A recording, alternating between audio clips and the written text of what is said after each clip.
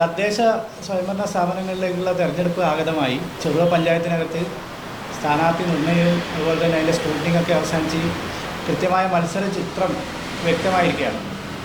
ഐക്യ ജനാധിപത്യ മുന്നണിയുടെ സ്ഥാനാർത്ഥികളെ വിശിഷ്യ ഈ പഞ്ചായത്തിനകത്ത് മത്സരിപ്പിക്കുന്നതിന് മുന്നിൽ പാർട്ടി ഇന്റർനാഷണൽ കോൺഗ്രസും അതുപോലെ ഐക്യ ജനാധിപത്യ മുന്നണിയും മുന്നിൽ വെച്ചിരിക്കുന്ന ഏറ്റവും പ്രധാനപ്പെട്ട ആശയങ്ങളിൽ ആദ്യമായുള്ളത് നമ്മൾ ഈ നാടിൻ്റെ സൗന്ദര്യത്തെയും അതുപോലെ തന്നെ നാടിൻ്റെ പ്രകൃതി സമ്പത്തിനെയൊക്കെ കവർന്നെടുക്കുന്ന മാഫിയ സംഘങ്ങളെ കൃത്യമായി നിലക്ക് നിർത്തുന്ന ഒരു പഞ്ചായത്ത് സമിതിയെ വാർത്തെടുക്കുക എന്നുള്ള ഉദ്ദേശത്തിൻ്റെ ഭാഗമായി തന്നെയാണ്. നിങ്ങൾക്കൊക്കെ അറിയുന്നത് പോലെ രാജഗിരി പോലുള്ള മേഖലകളിലെ ജനങ്ങൾ അനുഭവിക്കുന്ന വലിയ ദുരിതങ്ങൾക്കെതിരെ കഴിഞ്ഞ കുറേ നാളുകളായി ഇന്ത്യൻ നാഷണൽ കോൺഗ്രസ് പോരാട്ടത്തിൻ്റെ പാതയിലായിരുന്നു.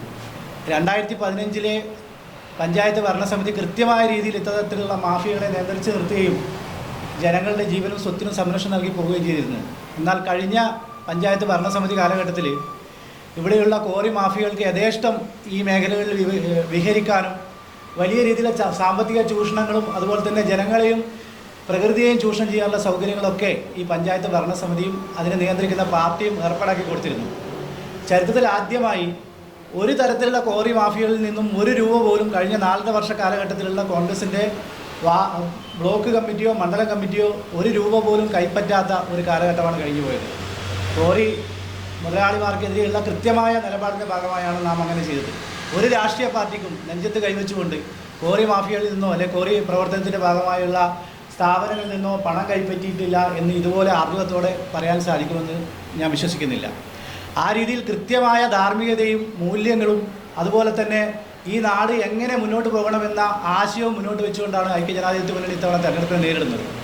അത്തരത്തിലൊരു സാഹചര്യത്തിലാണ് ഈ പറഞ്ഞതുപോലെ നമ്മുടെ 2 വാർഡുകളിൽ നോമിനേഷനുമായി ബന്ധപ്പെട്ട വിഷയങ്ങളിൽ 10-15 വാർഡുകളിലെ സ്ഥാനാർത്ഥികളുടെ നോമിനേഷൻ സ്വീകരിക്കുന്നതുമായി ബന്ധപ്പെട്ട് 2 ദിവസം ഡിലേ ഉണ്ടാവുകയും ആ ഡിലേ കഴിഞ്ഞ ദിവസങ്ങളിൽ അത് റിട്ടേണിംഗ് ഓഫീസർ ആ നോമിനേഷൻ സ്വീകരിക്കുകയും ചെയ്തു. അത് സംബന്ധമായി വന്ന ചില വിവാദങ്ങൾ 10ാം വാർഡുമായി ബന്ധപ്പെട്ട് 10ാം വാർഡിലെ സ്ഥാനാർത്ഥിയെ കൃത്യമായി പാർട്ടിയുടെ ഒരു സ്ഥാനാർത്ഥി നിർണയ സമിതിയുടെ മുന്നിലേക്ക് വാർഡ് കോൺഗ്രസ് കമ്മിറ്റിയിൽ നിന്ന് വരുന്ന പേരുകൾ പരിഗണിക്കപ്പെട്ടപ്പോൾ അവിടെ നിന്നും കൃത്യമായി ഉയർന്നു വന്ന വാർഡിലെ പാർട്ടി പ്രവർത്തകരുടെ നിർദ്ദേശാനുസരണം ഉയർന്നു വരുന്ന പേരായിരുന്നു 10ാം വാർഡിലെ നിലവിലെ സ്ഥാനാർത്ഥിയുടെ പേര്. അദ്ദേഹവുമായി ബന്ധപ്പെട്ടുണ്ടായ കേസിൻ്റെ കാലഘട്ടത്തിൽ കൃത്യമായും അദ്ദേഹം പാർട്ടിയുടെ ഏതെങ്കിലും തരത്തിലുള്ള സ്ഥാനങ്ങളിൽ നിന്നോ അല്ലെങ്കിൽ സജീവതയിൽ നിന്നൊക്കെ മാറി നിൽക്കുകയും പാർട്ടി അദ്ദേഹം ഈ പറഞ്ഞതുപോലെ അത്തരത്തിൽ ആരോപണ വിധേയനായ വ്യക്തിയെ കൃത്യമായി മാറ്റി നിർത്തി മുന്നോട്ട് പോവുകയും ചെയ്തു. എന്നാൽ അദ്ദേഹത്തിൻ്റെ പേരിലുണ്ടായിരുന്ന കേസ് കൃത്യമായും കാഞ്ഞങ്ങാട് ഫാസ്റ്റ് ട്രാക്ക് കോടതിയിൽ വെച്ച് ആ കേസിൽ അദ്ദേഹത്തെ പൂർണ്ണമായും കുറ്റവിമുക്തനാക്കിയതിന് ശേഷം പിന്നെയും അദ്ദേഹത്തെ വേട്ടയാടുന്ന ഒരു നിലപാടുമായി മുന്നോട്ട് പോകുന്നതും അതുപോലെ തന്നെ സാമൂഹ്യ രാഷ്ട്രീയ രംഗത്ത് ഇടപെടാനും അതുമായി ബന്ധപ്പെട്ട് പ്രവർത്തിക്കാനുള്ള അദ്ദേഹത്തിൻ്റെ അവകാശത്തെ ചോദ്യം ചെയ്യുന്നതുമാണ് അധാർമികത എന്നാണ് പാർട്ടി മനസ്സിലാക്കുന്നത്. കാരണം അദ്ദേഹവുമായി ബന്ധപ്പെട്ട ഒരു കേസ് നിലവിലുണ്ടായിരുന്നപ്പോൾ കൃത്യമായ രീതിയിൽ പാർട്ടി സംസ്ഥാനത്ത് എല്ലായിടത്തും എടുക്കുന്നത് പോലുള്ള നടപടി സ്വീകരിക്കുകയും അദ്ദേഹത്തെ മാറ്റി നിർത്തുകയും ചെയ്തു. എന്നാൽ ആ കേസിനകത്ത് അദ്ദേഹം നിരപരാധിയാണെന്ന് നമ്മുടെ രാജ്യത്തിൻ്റെ നീതിപീഠം തീരുമാനിക്കുകയും അത് പുറത്തെത്തുകയും ചെയ്തതിന് ശേഷവും അദ്ദേഹം ഈ പറഞ്ഞതുപോലെ ഒരു വാർഡിനകത്ത് സ്ഥാനാർത്ഥിയായി കടന്നു വരുമ്പോൾ അദ്ദേഹത്തിൻ്റെ സ്ഥാനാർത്ഥിത്വത്തെ നിഷേധിക്കുന്നതാണ് അധാർമികത എന്നാണ് പാർട്ടി വിശ്വസിക്കുന്നത്. അതുകൊണ്ട് തന്നെയാണ് നമ്മൾ ആ കാര്യത്തിൽ കൃത്യമായും അത്തരത്തിലൊരു തീരുമാനം പൂർണ്ണമായും ഏകകണ്ഠമായി എടുത്ത് പാർട്ടി അദ്ദേഹത്തെ സ്ഥാനാർത്ഥിയെ നിർത്തുകയും ചെയ്തു. അതിനകത്ത് ഏതെങ്കിലും തരത്തിൽ അധാർമികത ചൂണ്ടിക്കാണിക്കാൻ ആർക്കും സാധിക്കില്ല. ഇത് അധാർമികത ചൂണ്ടിക്കാണിക്കുന്ന ആളുകൾ തൊട്ടടുത്ത സ്ഥലമായ പയ്യന്നൂരിനകത്ത് ഈ സ്വന്തം നഗ്ന ചിത്രം പ്രദർശിപ്പിക്കുകയും അതുപോലെ തന്നെ അശ്ലീല മെസ്സേജുകൾ അയച്ച് രസിക്കുകയും ചെയ്ത് പാർട്ടി നടപടി നേരിട്ട ആളുകളെയാണ് പയ്യന്നൂരിലെല്ലാം അരിവാചുരിക്ക നഷ്ടത്തിൽ CPMൻ്റെ സ്ഥാനാർത്ഥികളായി മത്സരിപ്പിക്കുന്നത്. അത്തരത്തിലുള്ള പാർട്ടിയുടെ ആളുകളാണ് ധാർമ്മികത കോൺഗ്രസിനെ പഠിപ്പിക്കാനായി പത്രസമ്മേളനം വിളിക്കുന്നത് എന്ന് പറയുമ്പോഴാണ് അതിനകത്ത് ഒരുപാട് കൗതുകമുണ്ടാകുന്നത്. മറ്റൊരു കാര്യം ഇന്നലെ മാധ്യമപ്രവർത്തകർ ശ്രദ്ധിച്ചു എന്ന് ഞാൻ കരുതുന്നു. ഇന്നലെ ഈ LDFൻ്റെ പത്രസമ്മേളനത്തിനിടയിൽ CPIയുടെ ഒരു നേതാവ് തൊട്ടടുത്തിരിക്കുന്നുണ്ടായിരുന്നു. കഴിഞ്ഞ കുറച്ച് ദിവസക്കാലം മുമ്പേ അദ്ദേഹത്തിൻ്റെ ഒരു ഫേസ്ബുക്ക് പോസ്റ്റ് ഉണ്ടായിരുന്നു. ആ ഫേസ്ബുക്ക് പോസ്റ്റിനകത്ത് അദ്ദേഹം പറയുന്നത് കേരളത്തിലെ വിദ്യാഭ്യാസ രംഗത്തെ 1500 കോടി രൂപക്ക് CPM BJPക്ക് വിറ്റു എന്നാണ്. അതിൽ അദ്ദേഹം ഒരു ചോദ്യം കൂടി ചോദിക്കുന്നുണ്ടായിരുന്നു, എത്ര കോടി രൂപ കിട്ടിയാൽ നിങ്ങൾ കേരളത്തെ വിൽക്കൂ എന്നത്. ഈ CPMൻ്റെയും CPIയുടെയും നേതാക്കൾ ഒന്നിച്ചിരിക്കുമ്പോൾ അദ്ദേഹത്തിൻ്റെ ചോദ്യത്തിന് CPMൻ്റെ നേതാക്കൾ ഉത്തരം നൽകിയോ അല്ല ഈ വിൽപ്പനയുടെ കാര്യത്തിൽ അവരൊരു ധാരണയിൽ എത്തിയോ എന്നുള്ള കാര്യമാണ് അറിയാൻ സാധാരണ ആളുകൾക്ക് കൗതുകമുണ്ട്. മാധ്യമപ്രവർത്തകരായ നിങ്ങൾക്കും കൗതുകം ഉണ്ടാവുമെന്ന് ഞാൻ പ്രതീക്ഷിക്കുന്നു. ഇത്തരത്തിലുള്ള ആളുകളുമായി ചേർന്നാണ് ഇതുപോലുള്ള വ്യാജ പ്രചരണം അഴിച്ചുവിട്ടുകൊണ്ട് മുന്നോട്ട് നീങ്ങുന്നത്. യഥാർത്ഥത്തിൽ ഐക്യജനാധിപത്യ മുന്നണി മുന്നോട്ട് വെക്കുന്ന തെരഞ്ഞെടുപ്പ് വിഷയം എന്ന് പറയുന്നത് കഴിഞ്ഞ 5 വർഷക്കാലം മുമ്പേ ഈ പഞ്ചായത്തിനകത്ത് പഞ്ചായത്തിൻ്റെ മുഴുവൻ സ്ഥലങ്ങളിലും പോയി ഒരുപാട് വാഗ്ദാനങ്ങൾ, പ്രകടന പത്രിക അടിച്ചിറക്കി ഒരുപാട് വാഗ്ദാനങ്ങൾ നൽകി ജനങ്ങളെ പറ്റിച്ച് വോട്ട് വാങ്ങി പഞ്ചായത്തിൻ്റെ ഭരണം പിടിച്ചെടുത്തതിന് ശേഷം ഒരു വാഗ്ദാനം പോലും പാലിക്കാതെ മുന്നോട്ട് നീങ്ങിയ ഒരു വഞ്ചനയുടെ 5 വർഷങ്ങൾ എന്ന് പറഞ്ഞുകൊണ്ട് ഞങ്ങളൊരു ഔട്ട്ലെറ്റ് അടിക്കുന്നുണ്ട്. അത് ഞങ്ങൾ എല്ലാ വീടുകളിലും വിതരണം ചെയ്യുകയാണ്. ആ വഞ്ചനയുടെ 5 വർഷങ്ങളാണ് കടന്നുപോയത്. അത്തരത്തിൽ പല രീതിയിലും ബിവറേജ് കോർപ്പറേഷനുമായി ബന്ധപ്പെട്ട വിശദാംശങ്ങൾ പിന്നീട് പറയും. ബിവറേജ് കോർപ്പറേഷൻ തന്നെ നിങ്ങൾക്കറിയാം, ഞങ്ങൾ ഗൗരവമായി സംശയിക്കുന്നു. ഈ പറഞ്ഞതുപോലെ കഴിഞ്ഞ 9.5 വർഷക്കാലം പിണറായി വിജയൻ അധികാരത്തിൽ വന്നിട്ട് ഒരു തവണ പോലും ബിവറേജിൻ്റെ ഒരു ഔട്ട്ലെറ്റ് ചെറുവിൽ തുടങ്ങാനാകാൻ സാധിക്കാത്തതല്ല, തുടങ്ങാത്തതിൻ്റെ കാരണം ഈ നാട്ടിലെ ബാർ മുതലാളിമാരുമായി ഇവിടെയുള്ള പാർട്ടി സംവിധാനങ്ങൾക്കും ഇടതുപക്ഷ സംവിധാനങ്ങൾക്കുമുള്ള വഴിവിട്ട ബന്ധമാണെന്ന് ഞങ്ങൾ ആരോപിക്കുന്നു. ജനങ്ങളത് സംശയിക്കുന്നു. അതിനുശേഷം പഞ്ചായത്ത് തിരഞ്ഞെടുപ്പ് അടുത്തിരിക്കെ 1-2 മാസം കൊണ്ട് 9.5 വർഷക്കാലം 2 ടേമായി ഈ സംസ്ഥാനം ഭരിക്കുന്ന പാർട്ടിയുടെ ആളുകൾ ഇവിടെ ഇരുന്ന് പത്രസമ്മേളനത്തിൽ പറയുകയാണ്, അടുത്ത 2 മാസക്കാലം മെയ് മാസത്തിൽ ഇറങ്ങിപ്പോകേണ്ട ഒരു ഭരണസമിതി, മെയ് മാസത്തിൽ ഇറങ്ങിപ്പോകേണ്ട ഒരു ഭരണ സംവിധാനം കേരളത്തിൽ നിലനിൽക്കെ കഴിഞ്ഞ 9.5 വർഷക്കാലം ഭരിച്ച പാർട്ടിയുടെ ആളുകൾ ഇവിടെ ഇരുന്ന് പത്രസമ്മേളനം നടത്തി പറയുകയാണ് അടുത്ത 1-2 മാസത്തിനുള്ളിൽ അതിൻ്റെ പേപ്പറുകൾ നേരെയാക്കുമെന്ന് പറയുമ്പോൾ ഈ 9.5 വർഷക്കാലമായി ഇവിടെ ഒരു ബീവറേജിൻ്റെ ഔട്ട്ലെറ്റ് എന്തുകൊണ്ട് വന്നില്ല എന്നുള്ള ജനങ്ങളുടെ ചോദ്യത്തിന് അത് ബാർ മാഫിയയുമായി ബന്ധപ്പെട്ടുള്ള ചില അവിഹിത ബന്ധങ്ങളുടെ മേലെയാണ് എന്ന് ആളുകൾ ആരോപിക്കുന്നു. ഞങ്ങളും ആ ആരോപണം ഏറ്റെടുത്ത് ഉന്നയിക്കുകയാണ്. അപ്പോൾ സ്വാഭാവികമായും അത്തരം കാര്യങ്ങളെക്കുറിച്ചൊക്കെ നിങ്ങൾക്ക് ധാരണയുണ്ട്. അപ്പോൾ അതുകൊണ്ട് തന്നെ ഒരു തരത്തിലെ അധാർമികതയും ചെറുപുഴയിലെ കോൺഗ്രസ് നേതൃത്വം ഒരു തരത്തിലെ അധാർമികതയും സ്ഥാനാർത്ഥി നിർണയത്തിലാകട്ടെ, ഞങ്ങളുടെ കഴിഞ്ഞ 5 വർഷ കാലഘട്ടത്തിലെ പാർട്ടി പ്രവർത്തനങ്ങളുടെ ഭാഗമാകട്ടെ ഞങ്ങൾ നടത്തിയിട്ടില്ല. കൃത്യമായ രീതിയിൽ മാറ്റി നിർത്തേണ്ടവരെ മാറ്റി നിർത്തുകയും ജനങ്ങളെ വഞ്ചിക്കുകയും ജനങ്ങളെ ചൂഷണം ചെയ്യേണ്ടവരിൽ നിന്ന് 1 രൂപ പോലും പാർട്ടിയുടെ പ്രവർത്തനത്തിനോ മറ്റോ ആയ ഒരു പിരിവ് പോലും നടത്താതെ കൃത്യമായ രീതിയിൽ ജനങ്ങൾക്കൊപ്പം നിന്നും നാടിനൊപ്പം നിന്നും പ്രകൃതിക്കൊപ്പം നിന്നുമാണ് കോൺഗ്രസ് പാർട്ടിയും ഐക്യജനാധിപത്യ മുന്നണിയും മുന്നോട്ട് പോയത്. തുടർന്ന് അങ്ങോട്ടും പഞ്ചായത്തിനകത്ത് നാളുകളിൽ വരുന്ന ഐക്യജനാധിപത്യ മുന്നണിയുടെ ഭരണസമിതി ഈ പറഞ്ഞ പോലെ ജനങ്ങളുടെ വിശ്വാസവും ഈ നാടിൻ്റെ വിശ്വാസവും മാഫിയകൾക്ക് തീരെ എഴുതുന്ന ഈ ക്വാറി മാഫിയ സംവിധാനങ്ങൾക്കെതിരെയും അവരെ നിലക്ക് നിർത്തുന്ന നടപടികളുമായി മുന്നോട്ട് നീങ്ങും. അതിന് നിങ്ങളുടെ മുന്നിൽ 2015 മുതൽ 20 വരെയുള്ള ഭരണസമിതിയുടെ പ്രവർത്തനങ്ങൾ, ഇന്ത്യൻ നാഷണൽ കോൺഗ്രസ് നേതൃത്വം നൽകിയ ഐക്യജനാധിപത്യ മുന്നണിയുടെ ഭരണസമിതിയുടെ പ്രവർത്തനങ്ങൾ നിങ്ങളുടെ മുന്നിലുണ്ട്. അപ്പോൾ അതുകൊണ്ട് തന്നെ ഏതെങ്കിലും തരത്തിലുള്ള ഒരു പുതിയ നരേഷൻ ഉണ്ടാക്കി ഈ തെരഞ്ഞെടുപ്പ് പഞ്ചായത്തിനകത്തുള്ള തെരഞ്ഞെടുപ്പിൻ്റെ യഥാർത്ഥത്തിൽ ജനങ്ങൾ സംസാരിക്കുകയും ജനങ്ങൾ ചർച്ച ചെയ്യേണ്ട വിഷയങ്ങളെ മാറ്റി നിർത്തിക്കൊണ്ട് മറ്റേതെങ്കിലും വിഭാഗത്തിൻ്റെ മേഖലയിലേക്ക് കടന്നെത്തിക്കുക എന്നുള്ളത് ഭരണപരാജയവും അഴിമതിയും കെടുകാര്യസ്ഥിതിയും ഈ ഭരണത്തിനകത്ത് ഉണ്ടായി എന്നുള്ളതിൻ്റെ ഏറ്റവും വലിയ തെളിവാണ്. അതിൻ്റെ ശ്രമമാണ് ഇന്നലത്തെ പത്രസമ്മേളനവുമായി ബന്ധപ്പെട്ടുണ്ടായത്. ഒരൊറ്റ കാര്യം കൂടി പറഞ്ഞുകൊണ്ട് ഞാൻ നിർത്താം. 9-ാം വാർഡിനകത്ത് ഒരു വനിതാ പഞ്ചായത്ത് മെമ്പറുമായി ബന്ധപ്പെട്ട ആക്ഷേപത്തെക്കുറിച്ച് ഇന്നലെ മറുപടി പറയുമ്പോൾ പറഞ്ഞത് അവിടെ വനിതകളെ ആക്ഷേപിച്ചു എന്നുള്ളതാണ്. നിങ്ങൾക്ക് എല്ലാവർക്കും അറിയുന്ന പോലെ 9-ാം വാർഡിനകത്ത് മാത്രമല്ല CPM-ന് വനിതാ മെമ്പർമാരുണ്ടായത്, മറ്റ് പല വാർഡുകളിലും ഉണ്ടായി. ഏതെങ്കിലും വാർഡുകളിലെ വനിതകളെക്കുറിച്ച് ഏതെങ്കിലും തരത്തിലുള്ള ആക്ഷേപം ഉന്നയിച്ചു? ഒരു ജനപ്രതിനിധിയെക്കുറിച്ച് അവർ വരവിൽ കവിഞ്ഞ സ്വത്ത് സമ്പാദിച്ചു എന്നുള്ളതിനെക്കുറിച്ചുള്ള വ്യക്തമായ തെളിവുകൾ സഹിതം അവരുടെ നാട്ടുകാരനായ ഒരു കോൺഗ്രസ് നേതാവ് ആക്ഷേപം ഉന്നയിക്കുമ്പോൾ അതിന് പറയേണ്ട മറുപടി അതിനെ ഖണ്ഡിക്കുന്ന രീതിയിലുള്ള തെളിവുകളുമായി ബന്ധപ്പെട്ടാണ്. അതല്ലാതെ ഒരു വക്കീൽ നോട്ടീസ് അയക്കുക, സ്ത്രീകൾക്കെതിരെ ആക്ഷേപം എന്ന രീതിയിൽ മാറിപ്പോകുക എന്ന് പറയുന്നതൊന്നും ശരിയായ കാര്യങ്ങളല്ല. ഒരു പഞ്ചായത്ത് മെമ്പർ കഴിഞ്ഞ 10 വർഷമായി പഞ്ചായത്തിനകത്ത് ഉണ്ടാകുന്ന മെമ്പർമാർക്ക് എത്രയാണ് അവരുടെ ഓണറേറിയം എന്ന് എനിക്ക് നിങ്ങൾക്കും ജനങ്ങൾക്കും അറിയാം. ഈ ഓണറേറിയവും വെച്ചുകൊണ്ട് ഒരു സാധാരണക്കാരിയായ പ്രത്യേകിച്ചും മറ്റ് വരുമാനങ്ങളൊന്നും ഇല്ലാത്ത ഒരാളുകൾക്ക് കോടിക്കണക്കിന് രൂപയുടെ സ്വത്ത് സമ്പാദിക്കാൻ എങ്ങനെ സാധിക്കുന്നുള്ള ചോദ്യത്തിന് കൃത്യമായ ഉത്തരവാണ് അവർ നൽകേണ്ടത്. അത് പൊതുസമൂഹത്തിന് മുന്നിലും മാധ്യമങ്ങളുടെ മുന്നിലും കൃത്യമായ ഉത്തരം നൽകുന്നതിന് പകരം അതിൽ നിന്ന് ഒളിച്ചോടിക്കൊണ്ട് അത് സ്ത്രീകൾക്കെതിരെയുള്ള അധിക്ഷേപമാണെന്ന് പറയുന്നതിൽ യാതൊരു അടിസ്ഥാനവുമില്ല. അത്തരം കാര്യങ്ങളെക്കുറിച്ച് കൃത്യവും വ്യക്തമായ രീതിയിൽ തെളിവ് സഹിതമാണ് അവിടെ ആരോപണം ഉന്നയിക്കപ്പെട്ടിട്ടുള്ളത്. ആ ആരോപണത്തിന് മറുപടി ഉണ്ടെങ്കിൽ തെളിവ് സഹിതം അത് പറയേണ്ടതായിരുന്നു എന്നുള്ളതാണ് പാർട്ടിക്ക് പറയാനുള്ളത്.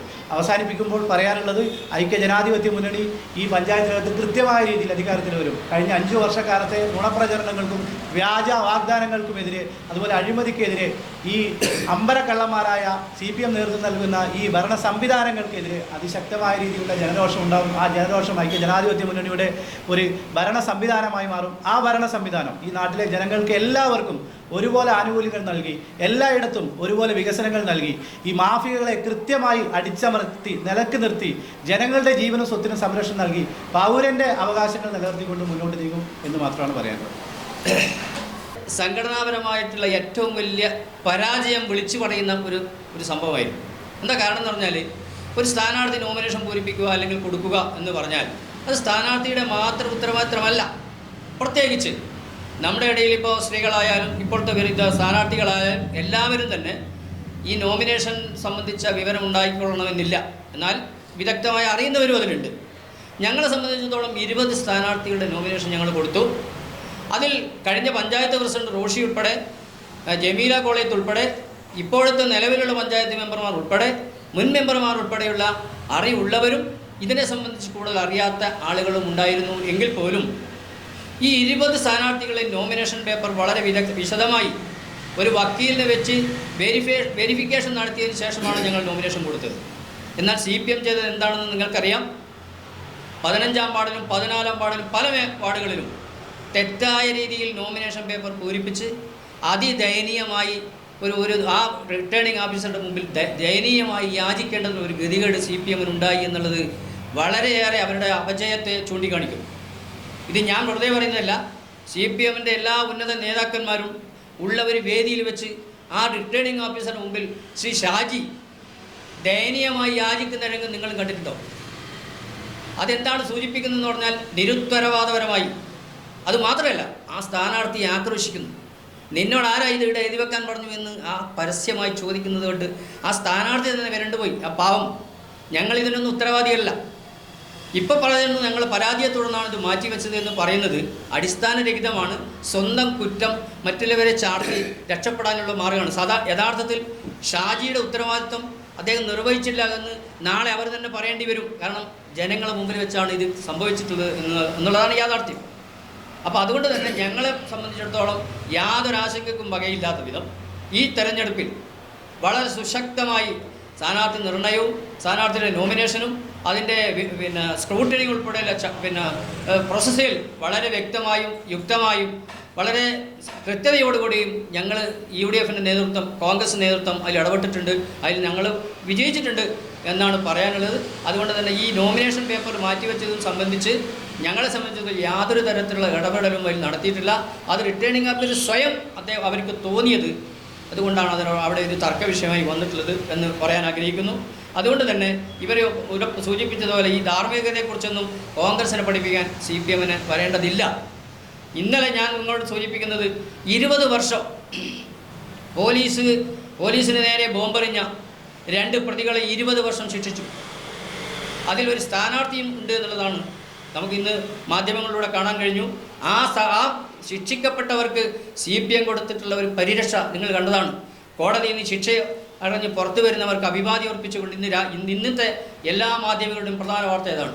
ഇവരാണ് ഞങ്ങളെ ധാർമ്മികത പഠിപ്പിക്കാൻ ഇറങ്ങിപ്പുറപ്പെട്ടത്. അതായത് ഒരു കേസിൽ ശിക്ഷിക്കപ്പെട്ട പ്രതിയെ സ്ഥാനാർത്ഥിയാക്കിയ ഈ പാർട്ടി അല്ലെങ്കിൽ മുന്നണി ഞങ്ങളുടെ ഭാഗത്തുനിന്ന് ഒരു കേസിൽ നിരുപാധികം വിട്ടയച്ച ഒരു പ്രതിയല്ല ഒരു സ്ഥാനാർത്ഥിയെ ആക്ഷേപിക്കാൻ മുന്നോട്ട് വരുന്നതിൻ്റെ ധാർമ്മികതയാണ് അവർ മനസ്സിലാക്കേണ്ടത്. അതുകൊണ്ട് തന്നെ ഞങ്ങൾ ഈ ധാർമ്മികതയെ സംബന്ധിച്ചിടത്തോളം ഞങ്ങൾ കൃത്യമായും സത്യസന്ധമായും വ്യക്തമായും ഈ ധാർമ്മികത ഉയർത്തിപ്പിടിച്ചുകൊണ്ട് തന്നെയാണ് ഈ തെരഞ്ഞെടുപ്പിനെ നേരിടുന്നത്. അതുകൊണ്ട് തന്നെ ഈ പഞ്ചായത്ത് തെരഞ്ഞെടുപ്പിൽ വ്യക്തമായ ഭൂരിപക്ഷത്തോടു കൂടി ഐക്യജനാധിപത്യ മുന്നണി ഈ ചെറുപുഴ പഞ്ചായത്തിൻ്റെ ഭരണം തിരിച്ചു പിടിക്കും എന്ന കാര്യത്തിൽ ഞങ്ങൾക്കാർക്കും ഒരു തർക്കമില്ല. ജനങ്ങൾ അത് മൊത്തം ഏറ്റെടുത്തിട്ടുണ്ട്.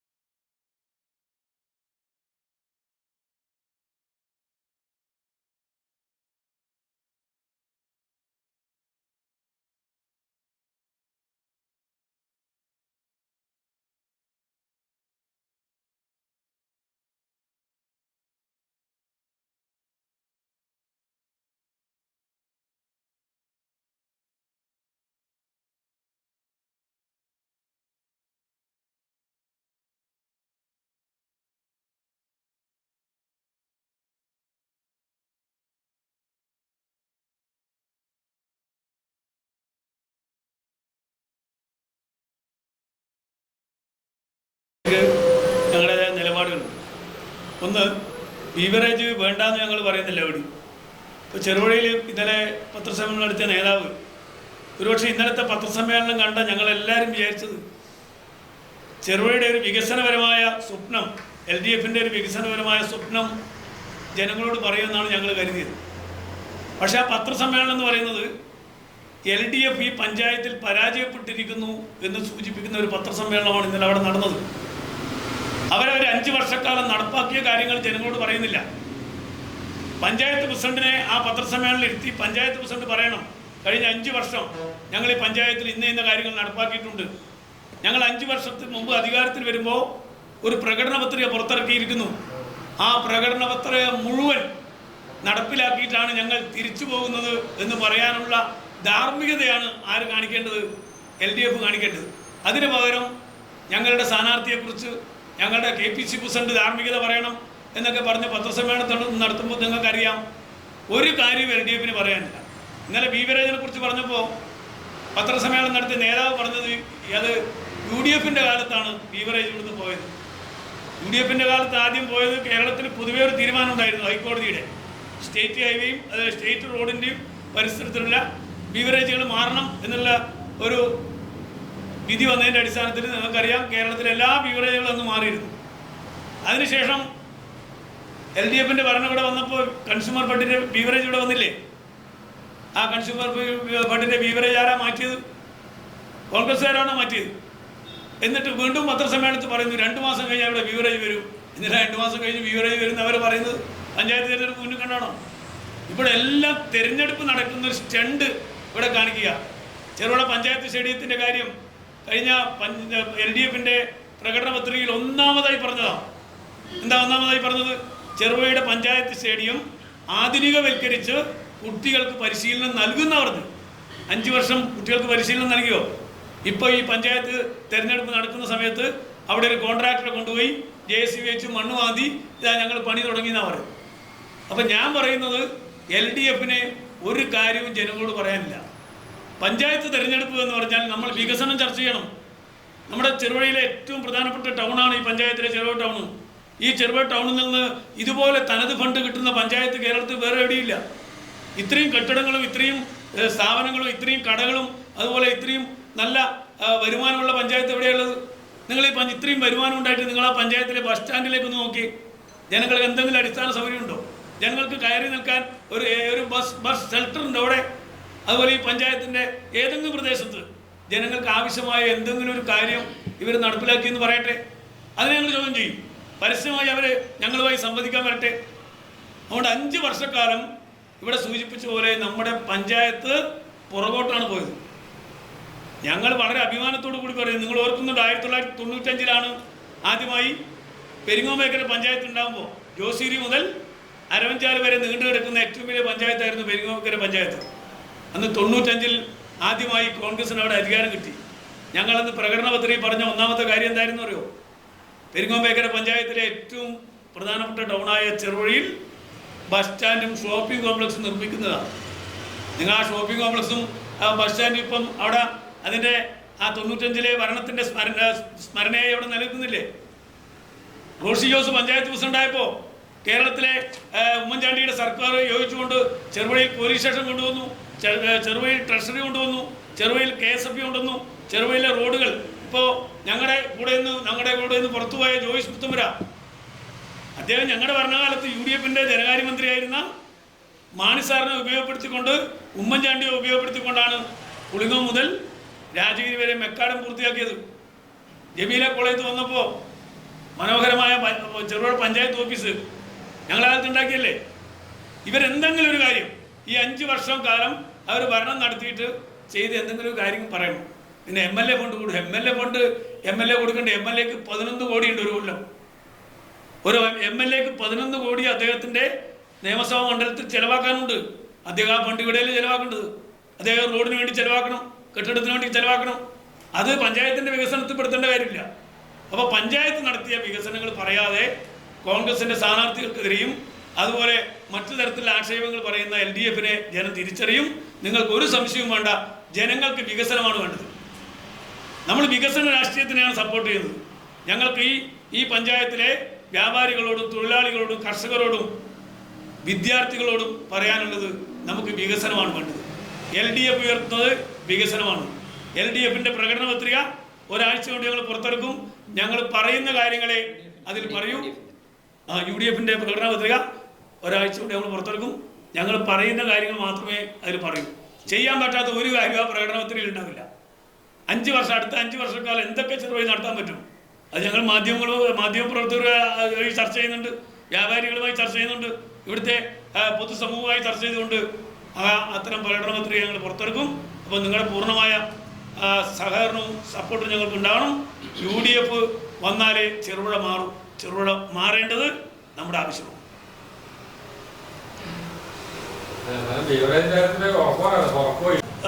പിന്നെ മെയ്യിൽ നടക്കുന്ന തെരഞ്ഞെടുപ്പ് കഴിഞ്ഞാൽ UDF കേരളത്തിൽ അധികാരത്തിൽ വരും. ആ അധികാരത്തിൽ വന്നാൽ 1 മാസത്തിനുള്ളിൽ ചെറുപുഴയിൽ ബീവറേജ് തുറന്നിരിക്കും. ബീവറേജ് കോർപ്പറേഷൻ കൂട്ടിയതുകൊണ്ട് ചെറുപുഴ മേഖലയിൽ മദ്യപിക്കുന്ന ആളുകളുടെ എണ്ണം കുറഞ്ഞില്ല എന്ന് മാത്രമല്ല, അത്തരം ആളുകൾ കൂടിയ വിലക്ക് ബാറുകളിൽ നിന്ന് മദ്യപിക്കേണ്ട അവസ്ഥയിലേക്ക് വരുന്നു. അത് ജനങ്ങളുടെ ജീവിത സാഹചര്യത്തിൽ തന്നെ എൻ്റെ കുടുംബത്തിൽ വരുന്ന ബഡ്ജറ്റുകളുടെ താളം തെറ്റിക്കുകയാണ്. അപ്പോൾ ബാറുകളിൽ ആളെ കൂട്ടാനുള്ള ഒരു മാർഗമായി ബീവറേജ് ഇല്ല എന്നൊരവസ്ഥ മാറിയിരിക്കുന്നു. അതുകൊണ്ട് തന്നെയാണ് നമ്മൾ ഈ പറഞ്ഞത്, ഇവിടെയുള്ള നേതൃത്വം, പാർട്ടി നേതൃത്വമാവട്ടെ ഭരണ നേതൃത്വമാവട്ടെ, കഴിഞ്ഞ 9 വർഷക്കാലമായി ഒരു ഔട്ട്ലെറ്റ് ഇവിടെ തുടങ്ങാത്തതിൻ്റെ വലിയ കാരണം ബാർ മുതലാളിമാരുമായിട്ടുള്ള ഇത്തരത്തിലുള്ള ബന്ധങ്ങളാണ് എന്ന് നമ്മൾ പറയാൻ കാരണം. അപ്പോൾ അതുകൊണ്ട് തന്നെ ബീവറേജ് കോർപ്പറേഷൻ ഔട്ട്ലെറ്റ് വരണം എന്ന കാര്യത്തിൽ ഐക്യജനാധിപത്യ മുന്നണിക്ക് മറിച്ചൊരു അഭിപ്രായമില്ല. അല്ല, അതിൽ സംശയിക്കാനുള്ളൊരു പ്രധാന കാരണമുണ്ട്. ജനങ്ങൾക്ക് അല്ലെങ്കിൽ ചെറുപുഴയിലെ തൊഴിലാളികളും ചെറുപുഴയിലെ വ്യാപാരികളെല്ലാം സംശയിക്കുന്ന ഒരു കാര്യം, ചെറുപുഴയിലെ എലഗൻസ് ബാറിൻ്റെ ഉടമ ബിനോയ് സംസ്ഥാനത്തെ LDFിലെ അവരുടെ LDFിൻ്റെ സംസ്ഥാന കമ്മിറ്റി മെമ്പറാണ്. ഇപ്പോൾ പഞ്ചായത്തിൻ്റെ പ്രകടന പത്രിക ഇറക്കിയപ്പോൾ ആ പ്രകടന പത്രിക കയ്യിൽ പിടിച്ച് അദ്ദേഹം ഉയർത്തിപ്പിടിച്ച ചിത്രം നമ്മൾ കണ്ടതാണ്. അപ്പോൾ അദ്ദേഹത്തിൻ്റെ ഇടപെടലുണ്ടാവുമല്ലോ, സ്വാഭാവികമായി അദ്ദേഹം ഇടപെടില്ലേ. പിന്നെ ഇടപെടലില്ല എന്ന് ഇന്നലെ പത്രസമ്മേളനം നടത്തിയവർ പറഞ്ഞാലും അദ്ദേഹം ഇടപെടുമല്ലോ. പിന്നെ ഇന്നലെ നമുക്ക് ഇപ്പോൾ ഈ പറഞ്ഞ പോലെ കോൺഗ്രസിനകത്ത് 2 വാർഡുകളിൽ വിമത സ്ഥാനാർത്ഥികളുണ്ട്. അത് സംബന്ധിച്ച് ആ വാർഡിൽ എത്തിയിരിക്കുന്ന മണ്ഡലം കോൺഗ്രസ് കമ്മിറ്റി പ്രസിഡന്റ് അത് ഇഷ്യൂ ചെയ്യുന്നു.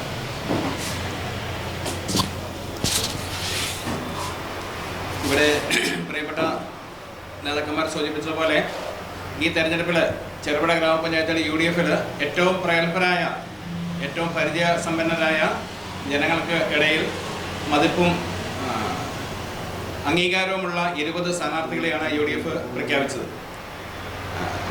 പ്രത്യേകിച്ച് കോൺഗ്രസിൻ്റെ സ്ഥാനാർത്ഥികളെ വാർഡിൽ നിന്നും പ്രപ്പോസുകൾ സ്വീകരിക്കുകയും അത് മണ്ഡലം കമ്മിറ്റിയും പഞ്ചായത്ത് തലത്തിലുള്ള കോൺഗ്രസിൻ്റെ കോർ കമ്മിറ്റിയും ഇരുന്ന് ആ സ്ഥാനാർത്ഥികളുടെ വിജയസാധ്യതയെക്കുറിച്ച് പഠിച്ച് ആ കമ്മിറ്റി അംഗങ്ങളെയും അവിടുത്തെ ജനങ്ങളുടെയും അഭിപ്രായങ്ങൾ തേടി അതിൽ ഏറ്റവും ഫിറ്റായ 20 സ്ഥാനാർത്ഥികളെയാണ് ഞങ്ങൾ ഈ തെരഞ്ഞെടുപ്പിൽ സ്ഥാനാർത്ഥികളായി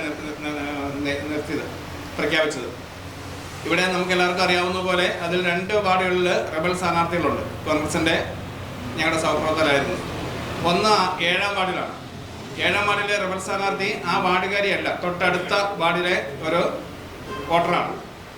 അദ്ദേഹം കഴിഞ്ഞ 25 വർഷക്കാലമായി ആദ്യമേ 5 വർഷം ചെറുപുഴ ഗ്രാമപഞ്ചായത്തിൻ്റെ ഭരണസമിതി അംഗം, അത് കഴിഞ്ഞുള്ള 5 വർഷം പയ്യന്നൂർ ബ്ലോക്ക് പഞ്ചായത്ത് ഭരണസമിതി അംഗം, അത് കഴിഞ്ഞുള്ള 15 വർഷം ഇന്ത്യൻ നാഷണൽ കോൺഗ്രസിൻ്റെ ഏറ്റവും വലിയ ഈ ജില്ലയിലെ സംസ്ഥാനത്ത് തന്നെ വളരെ മതപരമായി പ്രവർത്തിക്കുന്ന പാടിയോട്ടിയ സർവീസ് സഹകരണ ബാങ്കിൻ്റെ ഡയറക്ടറുമായി 15 വർഷം സേവനം ചെയ്ത ഒരു വ്യക്തിയാണ്. അതായത് 25 വർഷം പാർട്ടി അംഗീകാരം കൊടുത്ത ഒരു വ്യക്തിയാണ് ഇന്ന് സ്ഥാനാർത്ഥിയാകണം, എനിക്ക് ആ വാർഡിൽ മത്സരിക്കണം എന്നും പറഞ്ഞ് മുന്നോട്ട് വരുന്നത്. ഞാൻ മുമ്പ് പറഞ്ഞതുപോലെ ആ വാർഡിൽ നിന്നും പ്രൊപ്പോസലിനകത്ത് അങ്ങനെയുടെ പേരും ഉണ്ടായിരുന്നു. പക്ഷേ ഞങ്ങൾ അവിടെ പഠിച്ച് ഞങ്ങളുടെ ലക്ഷ്യം ഒരാളെ ഒരു പ്രത്യേക പരിഗണനയോ അല്ലെങ്കിൽ പ്രത്യേക അജണ്ടയോ ഒന്നുമില്ലായിരുന്നു. ഞങ്ങൾക്കുള്ളത് ആ വാർഡിൽ പിടിക്കാൻ പറ്റുന്ന ഏറ്റവും നല്ല ഫിറ്റായ സ്ഥാനാർത്ഥി, അത് മാത്രമേ ഞങ്ങളുടെ നേതൃത്വത്തിന് മണ്ഡല തലത്തിലാണെങ്കിലും അതെ പഞ്ചായത്ത് തലത്തിലുള്ള കോർ കമ്മിറ്റിക്കാണെങ്കിലും ആ ഒറ്റ ലക്ഷ്യം ഉണ്ടായിരുന്നുള്ളൂ. ഞങ്ങൾ ആ വാർഡിൽ പഠിച്ചപ്പോൾ വന്ന പേരുകളിൽ ഏറ്റവും ഫിറ്റ് ഞങ്ങൾക്ക് വേണ്ടി ഞങ്ങളുടെ ഒരു സഹപ്രവർത്തകൻ താബോറിലെ ചോറിനോളി നിതിൻ എന്ന് പറയുന്ന കോൺഗ്രസിന് വേണ്ടിയിട്ട് ജീവൻ മരിച്ച് പ്രവർത്തിക്കുന്ന പല കേസുകളിലും പ്രതിയായ ജിതിൻ ചോറിനോളിയുടെ ഭാര്യയായ ഒരു യുവ, അതായത് 28 വയസ്സുള്ള സ്നേഹ പി ബാബുവിനെ ഞങ്ങൾ ആ വാർഡിൽ സ്ഥാനാർത്ഥിയായി നിർത്തിയത്. അത് അംഗീകരിക്കില്ല, ആ സ്ഥാനാർത്ഥിത്വം ഞാൻ അംഗീകരിക്കില്ല, എനിക്ക് സ്ഥാനാർത്ഥി വേണം എന്നാവശ്യപ്പെട്ടുകൊണ്ട് ഞാൻ പറഞ്ഞതുപോലെ 25 വർഷം പാർട്ടിയുടെ സ്ഥാനം വഹിച്ച ഒരു വ്യക്തിയാണ്, സ്വയം സ്ഥാനാർത്ഥിയാണെന്ന് പറഞ്ഞു വന്ന് ഇന്ന് റിബൽ മത്സരിക്കുന്നത്. അതേപോലെ തന്നെ തൊട്ടടുത്ത വാർഡ് 6-ാം വാർഡ്. 6-ാം വാർഡിൽ ഞങ്ങളൊരു കഴിഞ്ഞ ഒരു വർഷക്കാലമായി ഞങ്ങളുടെ മഹിളാ കോൺഗ്രസിൻ്റെ പ്രവർത്തക ആയിരുന്നു, മഹിളാ കോൺഗ്രസിൻ്റെ ഭാരവാഹിത്വം വഹിക്കുന്ന മണ്ഡലം പ്രസിഡന്റ് സ്ഥാനം വഹിച്ചുകൊണ്ടിരുന്ന ഒരു വ്യക്തിയായിരുന്നു. അദ്ദേഹത്തിൻ്റെ പേരും ഈ ലിസ്റ്റിൽ ആ വാർഡിൻ്റെ 6-ാം വാർഡിൻ്റെ സ്ഥാനാർത്ഥിയായി ലിസ്റ്റിലുണ്ടായിരുന്നു. ഞങ്ങൾ പരിശോധിച്ചു, പഠിച്ചു. ആ വാർഡിൽ നിർത്താൻ പറ്റുന്ന ഏറ്റവും ഫിറ്റായ സ്ഥാനാർത്ഥി അങ്ങേരല്ല, അതിനേക്കാളും കുറേ കൂടി ഫിറ്റായ സ്ഥാനാർത്ഥി ലീന വില്യമാണെന്ന് ഞങ്ങൾക്ക് ബോധ്യപ്പെട്ടു. മണ്ഡലം കമ്മിറ്റിക്കും അത് പഞ്ചായത്തിലെ കോർ കമ്മിറ്റിക്കും ബോധ്യപ്പെട്ടതിൻ്റെ അടിസ്ഥാനത്തിലാണ് ലീന വില്യനെ അവിടെ സ്ഥാനാർത്ഥിയായി പ്രഖ്യാപിച്ചത്. അവിടെയും ആ സ്ഥാനാർത്ഥി, എതിർ സ്ഥാനാർത്ഥി, റിബൽ സ്ഥാനാർത്ഥി, എനിക്ക് വാർഡ് വേണം, ഞാൻ ഈ വാർഡ് നിന്നാലേ ജയിക്കുകയുള്ളൂ എന്നും പറഞ്ഞ് സ്വയം മുന്നോട്ട് വരികയും കടുംപിടുത്തം നടത്തുകയും ഒക്കെ ചെയ്തതിൻ്റെ അടിസ്ഥാനത്തിലാണ് ഇപ്പോൾ റിബൽ മത്സരിക്കുന്നത്. ആ സ്ഥാനാർത്ഥിയെ ഞങ്ങൾ ഈ സ്ഥാനാർത്ഥി പരിഗണന ലിസ്റ്റിൽ അവിടുത്തെ പ്രപ്പോസലുകൾ വന്നപ്പോൾ തന്നെ ആ സ്ഥാനാർത്ഥിയെ ഞങ്ങൾ ബോധ്യപ്പെടുത്തുകയാണ്. അന്നേരം ആ സ്ഥാനാർത്ഥി മഹിളാ കോൺഗ്രസിൻ്റെ മണ്ഡലം പ്രസിഡന്റാണ്. ആ സ്ഥാനാർത്ഥികളുടെ പോരായ്മകളും അല്ലെങ്കിൽ സ്ഥാനാർത്ഥി ലിസ്റ്റിൽ പരിഗണിക്കാൻ പറ്റാത്ത ഘടകങ്ങളും എന്ന് പറഞ്ഞാൽ സ്ഥാനാർത്ഥിയായി പ്രഖ്യാപിച്ചാൽ എതിർപക്ഷം ഉന്നയിക്കാൻ സാധ്യതയുള്ള പല വിഷയങ്ങളും അത് ആ നാട്ടുകാർക്കറിയാം. അപ്പോൾ ആ കാര്യങ്ങളും ആ വ്യക്തിയെ ബോധ്യപ്പെടുത്തി നമുക്ക് സ്ഥാനാർത്ഥിയായി പ്രഖ്യാപിക്കാൻ അല്ലെങ്കിൽ ഞങ്ങൾക്ക് പരിഗണിക്കാൻ ഞങ്ങൾക്ക് നിർവാഹമില്ല, പരിഗണിക്കുകയില്ല എന്ന് ബോധ്യപ്പെട്ടതിൻ്റെ അടിസ്ഥാനത്തിൽ അങ്ങേരോട് ആ മഹിളാ കോൺഗ്രസ് മണ്ഡലം പ്രസിഡന്റ് സ്ഥാനത്ത് നിന്ന് രാജിവെക്കണമെന്ന് ആവശ്യപ്പെട്ടതിൻ്റെ അടിസ്ഥാനത്തിൽ 14/11/2025 അങ്ങേര് മണ്ഡലം കോൺഗ്രസിൻ്റെ ജില്ലാ പ്രസിഡന്റിന് രാജി സമർപ്പിക്കുകയും ചെയ്തിട്ടുണ്ട്. അത് കഴിഞ്ഞ് ഞങ്ങൾ സ്ഥാനാർത്ഥി പ്രഖ്യാപനം നടത്തുന്നത് ഞങ്ങൾ 19-ാം തീയതിയാണ്. ആ സ്ഥാനാർത്ഥി പ്രഖ്യാപനം കഴിഞ്ഞിട്ടാണ് അങ്ങേര് പോയി ഇപ്പം റിബൽ സ്ഥാനാർത്ഥിയായിട്ട് മത്സരിക്കുന്നത്. ഇതാണ് റിബൽ സ്ഥാനാർത്ഥികൾ വരാനുണ്ടായ സാഹചര്യങ്ങൾ. ഞാൻ മുമ്പ് പറഞ്ഞതുപോലെ പാർട്ടി ഈ 20 വാർഡിലും മറ്റൊരു പരിഗണനയ്ക്കും അല്ലെങ്കിൽ ഓരോ അജണ്ടയ്ക്കും നിൽക്കാതെ ആ വാർഡിൽ ജനം അംഗീകരിക്കുന്ന, ജനത്തിൻ്റെ മുമ്പിൽ നമുക്ക് മറ്റ് കുറവുകളൊന്നും ചൂണ്ടിക്കാണിക്കാൻ പറ്റാത്ത നല്ല വ്യക്തിത്വങ്ങളായ 20 പേരെ നിർത്തണമെന്നാണ് പാർട്ടിക്ക് അജണ്ടയുണ്ടായിരുന്നത്. അങ്ങനെ 20 പേരെയാണ് നിർത്തിയിരിക്കുന്നത്. അത് അംഗീകരിക്കാൻ പറ്റിയ, ഞങ്ങൾക്ക് സ്വയം സ്ഥാനാർത്ഥിത്വമാകണമെന്ന് പ്രഖ്യാപിച്ച് വന്നവരെ നമുക്ക് അംഗീകരിക്കാൻ പറ്റിയില്ല. അതുകൊണ്ടാണ് അവിടെ 2 റിബൽ സ്ഥാനാർത്ഥികൾ വരാനുണ്ടായ സാഹചര്യം. ലീന വില്യം അവിടുത്തെ മഹിളാ കോൺഗ്രസിന്റെ വാർഡ് പ്രസിഡന്റാണ്. വാർഡ് കോൺഗ്രസ് കമ്മിറ്റിയുടെ വൈസ് പ്രസിഡന്റുമാണ്. 1 വർഷം മുമ്പ് 1.5 വർഷം മുമ്പ് ഉണ്ടാക്കിയ KPCC നിർദ്ദേശം അനുസരിച്ച് പഞ്ചായത്ത് തെരഞ്ഞെടുപ്പിന് മുന്നോടിയായി കേരളത്തിലെ എല്ലാ വാർഡ് കോൺഗ്രസ് കമ്മിറ്റികളും പുനഃസംഘടിപ്പിച്ചു. ആ പുനഃസംഘടിപ്പിച്ചപ്പോൾ 1.5 വർഷം മുമ്പ് പുനഃസംഘടിപ്പിച്ച വാർഡ് കമ്മിറ്റിയിലെ വാർഡിന്റെ 2 വൈസ് പ്രസിഡന്റുമാരാണ് വേണ്ടത്. വാർഡ് അതിലൊരു വനിതാ പ്രാന്തം ചെറുപുഴ പഞ്ചായത്ത് നടന്ന പരിപാടികളൊന്നും കണ്ടിട്ടൊന്നുമില്ല.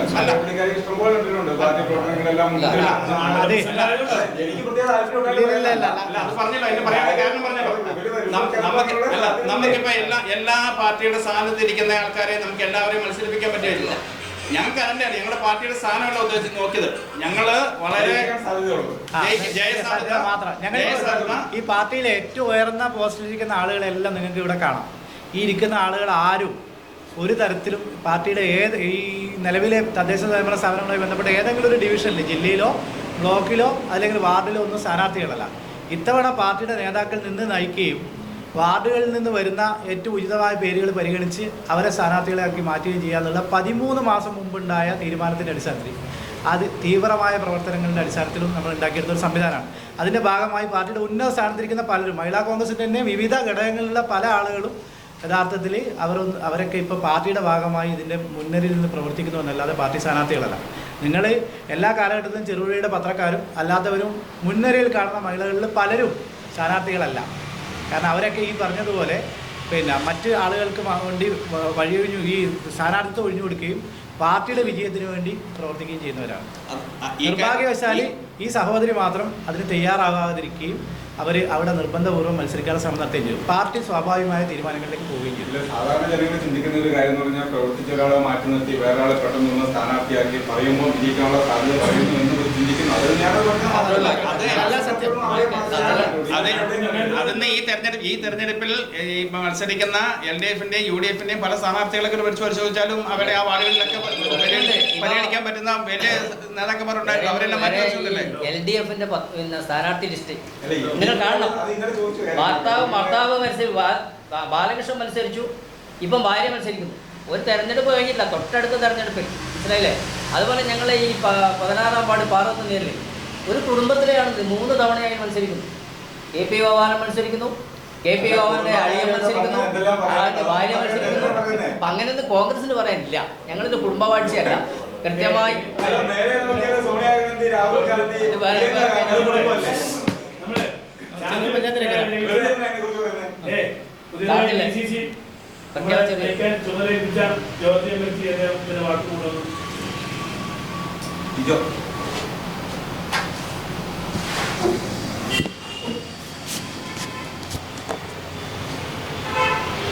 മണ്ഡലം കോൺഗ്രസ് വാർഡിൽ മത്സരിക്കുന്ന ഒരു പ്രത്യേക സാഹചര്യത്തിലാണ് DCC ചെറുപുഴ മണ്ഡലം കോൺഗ്രസ് കമ്മിറ്റിയുടെ പ്രസിഡന്റായിട്ട് നിയോഗിക്കപ്പെട്ടിരിക്കുന്നത്. കഴിഞ്ഞ 5 വർഷക്കാലത്തെ LDF-ന്റെ ദുർഭരണം അവസാനിപ്പിച്ച് UDF-ന്റെ ഭരണം ചെറുപുഴയിൽ 25 മുതൽ 30 വരെ കൊണ്ടുവരുവാൻ വേണ്ടി DCC ചുമതലയേൽപ്പിച്ചിട്ടുണ്ട്. ഞങ്ങളുടെ മണ്ഡലത്തിലെ എല്ലാ വാർഡുകളിലെ കോർഡിനേഷനും നടത്തി വളരെ മികച്ച ഭൂരിപക്ഷത്തോടുകൂടി UDF അധികാരത്തിൽ വരുന്നതിനുള്ള എല്ലാവിധ പ്രവർത്തനങ്ങളും UDF-ന്റെ ഭാഗത്തു നിന്നും ഉണ്ടായിട്ടുണ്ട്. മികച്ച സ്ഥാനാർത്ഥികൾ 20 വാർഡുകളിലും കൊണ്ടുവരുവാനും അതുപോലെ തന്നെ ആ മികച്ച 20 സ്ഥാനാർത്ഥികളെ വാർഡുകളിലെ ഐക്യജനാധിപത്യ മുന്നണിയുടെ അണികളും ജനാധിപത്യ വിശ്വാസവും ഏറ്റെടുത്തുകൊണ്ട് ഡിസംബർ 13-ാം തീയതി ഒരു ചരിത്ര ഭൂരിപക്ഷത്തോടുകൂടി UDF-ന്റെ പുതിയ ഭരണസമിതി ചെറുപുഴ പഞ്ചായത്തിൽ അധികാരത്തിൽ വരും എന്ന പൂർണ്ണ വിശ്വാസത്തോടെയാണ് നിങ്ങളെല്ലാവരും പ്രവർത്തിക്കുന്നത്. അതിലേക്ക് വേണ്ട എല്ലാ സഹകരണങ്ങളും നിങ്ങളുടെ ഭാഗത്തുനിന്നും ഉണ്ടാകണം. അതുപോലെ തന്നെ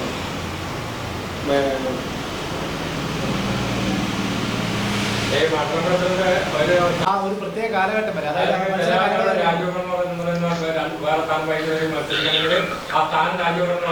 ഇല്ല, KPCC തീരുമാനം അങ്ങനെയല്ല.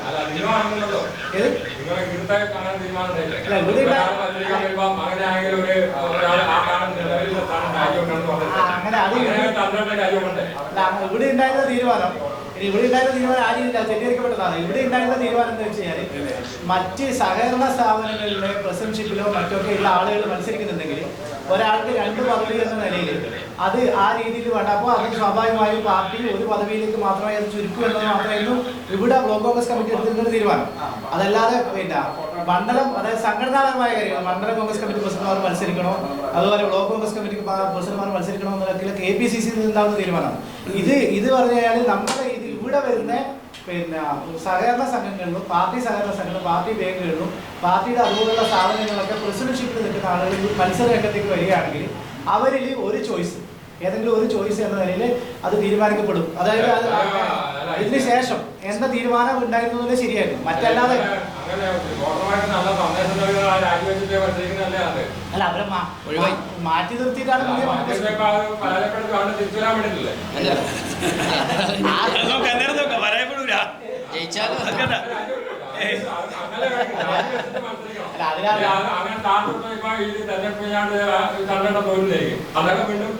അതെ, അതിനകത്ത് നിങ്ങൾക്ക് പാർട്ടി സംവിധാനം അറിയാലോ. അതിനകത്ത് ഇപ്പൊ നമുക്ക് ഈ നേതാക്കൾക്ക് എടുക്കാനുള്ള തീരുമാനമില്ല. സംഘടനാപരമായ ഓക്കെ.